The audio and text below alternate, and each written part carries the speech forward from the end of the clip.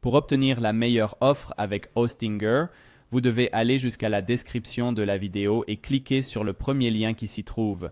Il s'agit de mon lien de parrainage personnel qui vous permettra de bénéficier de la meilleure offre actuellement disponible. Selon le moment où vous regardez cette vidéo, cette page sera probablement un peu différente parce qu'en ce moment, il y a les soldes du vendredi noir, donc tout est un peu différent ici. Mais tant que vous voyez ma photo et le logo Medix Media, vous êtes au bon endroit et vous obtiendrez la meilleure offre. Cela vous permettra également d'utiliser mon code de réduction qui vous donnera droit à 10% supplémentaire sur vos plans d'hébergement. Si, pour une raison ou une autre, vous ne souhaitez pas créer de blog ou utiliser un autre fournisseur d'hébergement, vous pouvez vous faire rembourser dans les 30 jours sans poser de questions. Une fois que vous êtes ici, faites défiler vers le bas et allez au plan d'hébergement web. Nous allons opter pour le plan d'affaires. Il contient tout ce dont nous avons besoin pour notre blog. Nous allons donc cliquer sur « Ajouter au panier ». Ensuite, nous pouvons choisir notre période de paiement, c'est-à-dire le nombre de mois à l'avance pour payer notre hébergement. L'option de loin la moins chère est l'option 48 mois. De cette façon, nous pouvons payer 4 années d'hébergement aujourd'hui à ce prix réduit, ce qui nous permettra d'économiser beaucoup d'argent à long terme.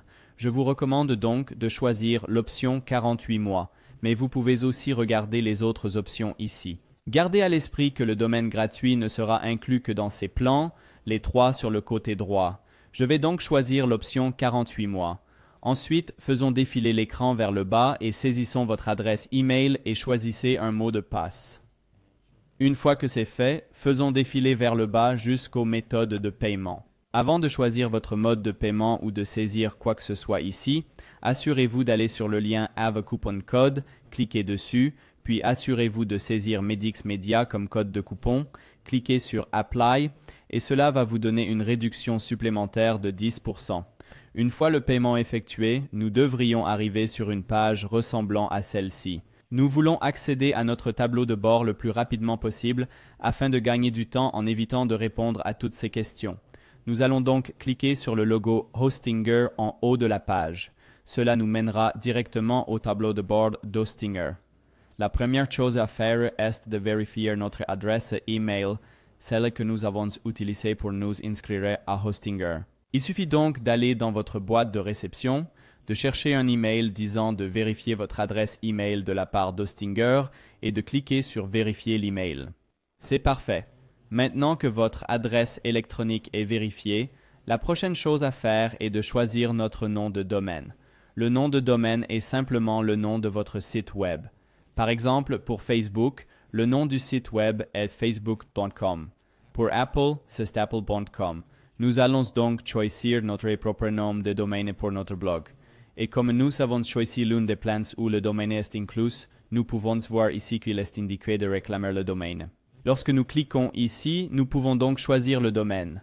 La première chose que je recommande est de changer l'extension du domaine ici à la fin en .com. C'est ce à quoi la plupart des gens sont habitués et ce que je recommande généralement d'utiliser. Vous pouvez également utiliser l'une des autres extensions, mais je recommande généralement d'opter pour un .com si vous le pouvez. Ensuite, vous pouvez taper le nom de votre blog. Comme je crée un blog de voyage à titre d'exemple, je vais taper Medic Travel et voir si c'est encore disponible. Cliquez sur Vérifier la disponibilité.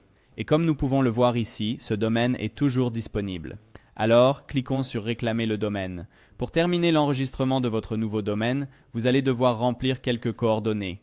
Il vous suffit donc de le faire maintenant et de passer à l'étape suivante. Une fois que c'est fait, nous arrivons à la page suivante où il est indiqué que votre domaine est en cours de sécurisation. Cliquez donc sur Continuer. Ensuite, nous pouvons ignorer cette offre parce que nous avons déjà un plan d'hébergement. Cliquez donc sur Skip, Ignore. Je n'ai pas besoin d'un site web. Cela devrait nous ramener à l'hébergement ou au tableau de bord où nous devons à nouveau confirmer notre adresse email, cette fois pour le domaine que nous venons d'enregistrer. Allez donc dans votre boîte de réception et vous devriez voir un email disant qu'il est important de vérifier vos informations de contact pour le domaine que vous avez choisi. Cliquez donc sur ce lien dans votre courriel. Lorsque vous arrivez sur cet écran, vous pouvez fermer la page, retourner à votre hébergement ou à votre tableau de bord, recharger la page et vous devriez voir que le statut de vérification de l'email est maintenant vérifié. C'est parfait. Maintenant que nous avons installé avec succès votre hébergement et votre domaine, il est temps d'installer WordPress. Allons donc à la page d'accueil ici en haut à gauche. Puis, sous la rubrique Business Web Hosting, nous cliquerons sur Setup. Cliquez ensuite sur Démarrer maintenant. Ensuite, nous allons sauter toutes ces questions. Cliquez donc sur Skip ici en bas. Puis cliquons sur Créer un nouveau site web. Nous pouvons alors choisir l'hébergement, le constructeur ou WordPress. Dans ce cas, nous voulons choisir WordPress. Cliquez donc sur Sélectionner ici.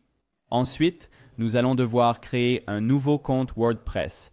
Je vous recommande de conserver l'adresse email que vous avez utilisée pour votre fournisseur d'hébergement. Choisissez ensuite un mot de passe et cliquez sur Continuer. Nous n'avons pas besoin de plugins préinstallés sur notre site web. Cliquez donc sur Skip. Je gérerai les plugins plus tard. Il en va de même pour les modèles. Cliquons sur Ignorer. Je n'ai pas besoin de modèle. Et ici aussi, cliquons sur Ignorer. J'écrirai le contenu plus tard. Ensuite, nous pouvons choisir notre domaine. Le domaine que nous avons enregistré précédemment est déjà présélectionné. Cliquez donc sur Select. Ensuite, nous pouvons choisir l'emplacement de notre serveur. Comme je l'ai dit, le serveur est l'endroit où tous les fichiers de votre site web seront stockés. Si vous souhaitez le modifier, il vous suffit de cliquer ici. Vous pouvez ensuite choisir n'importe lequel de ces emplacements. Je recommande de garder le serveur aussi proche que possible de vos visiteurs. Donc, si vous avez plus de lecteurs en Europe, vous devriez choisir l'un de ces emplacements en Europe. Mais si la plupart d'entre eux viennent des États-Unis, vous devriez probablement choisir le serveur d'Amérique du Nord. Je vais le laisser tel qu'il est ici, aux États-Unis, et cliquez sur Changer. Cliquez ensuite sur Terminer l'installation. Une fois que WordPress a été installé avec succès, nous pouvons aller sur notre tableau de bord WordPress en cliquant sur le panneau d'administration ici. Nous sommes maintenant dans notre tableau de bord WordPress.